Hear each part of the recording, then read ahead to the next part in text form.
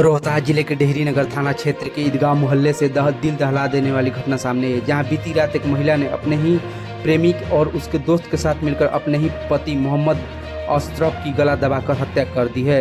Police ने मृतक की पत्नी रेशमा खातून सहित तीनों आरोपियों को गिरफ्तार कर लिया है। बताया जाता है कि इफ्तिखार हसन और रेशमा खातून के बीच पिछले 8 से 9 साल से प्रेम संबंध था और इसी बीच में सर हत्या की वारदात हुई है क्या? डिहरी थाना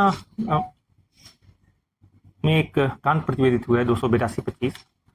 इसमें मामला है कि कल रात्रि को 2 बजे के आसपास पुलिस को सूचना मिली कि एक रेशमा खातून नाम की महिला है, उसके द्वारा अपने 2 सहयोगियों के साथ मिलकर अपने पति की हत्या कर दी गई है। पुलिस तुरंत वहां पहुंची। डायल 112 की टीम और जो पेट्रोलिंग टीम थी उसके पहुंचने के तुरंत बाद ही उन्होंने देखा कि 2 लोग उस घर से कूदकर भागने की कोशिश कर रहे हैं, जिनके द्वारा उन दोनों को पकड़ा गया, जो परिवार के लोग थे उनके सहयोग से। उसके पकड़े जाने पर पूरा मामला निकलकर सामने आया कि इस पूरे घटना में मोहम्मद अशरफ की हत्या की गई।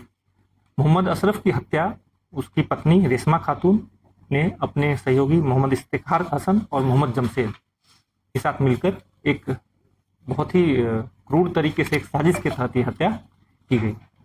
इसमें पूरा मामला यह है कि जो रेशमा खातून है उसका प्रेम प्रसंग पिछले 8-9 साल से मोहम्मद इफ्तिखार हसन, जो नीलकोठी का रहने वाला था, उसके साथ चल रहा था। इस प्रेम प्रसंग की वजह से जो विवाद हुआ, उसकी वजह से इफ्तिखार हसन की अपने परिवार के साथ यहाँ से कोलकाता शिफ्ट हो गया और वहाँ पर काम कर रहा था, लेकिन फिर भी वह लगातार रेशमा खातून के संपर्क में था।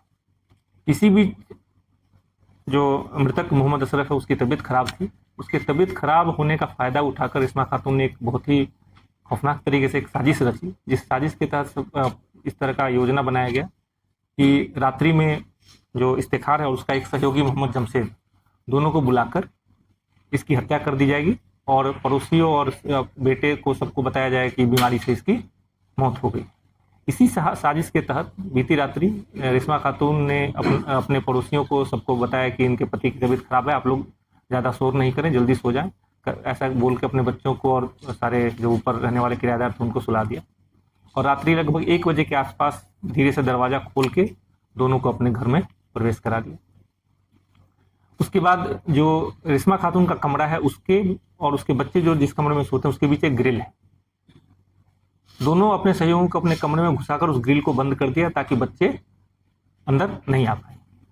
जब इन तीनों के द्वारा मिलकर जो मोहम्मद अशरफ उसकी हत्या करने की कोशिश की जाने लगी तो अशरफ चिल्लाए। अशरफ के चिल्लाने की बात सुनकर उनके दोनों बेटे निकल कर आए। उनके द्वारा दरवाजा पीटने पर इसने बोला कि आप तुम्हारे पिता की तबीयत खराब है, हम उसका मालिश कर रहे हैं, इसलिए वो चिल्ला रहे हैं। फिर भी बेटों को शक हुआ, उनके द्वारा जोर जोर से चिल्लाकर अपने जो नीचे पड़ोसी थे उनको बुला लिया गया और उनके द्वारा आधा घंटा तक दरवाजा पीटने पर दरवाजा खुला। दरवाजा खुलने पर उन दोनों लोगों ने देखा कि जो मोहम्मद अशरफ है वो मर चुके थे और जो दोनों हत्यारे थे वो भागकर बालकनी में छुपे हुए थे। जब परिजनों ने उन दोनों को पकड़ लिया तो भागने की कोशिश में छत से जो उसमें से एक अपराधी था वो कूद गया और कूद के वो भाग नहीं पाया। भागने के क्रम में पुलिस द्वारा उसको पकड़ लिया गया।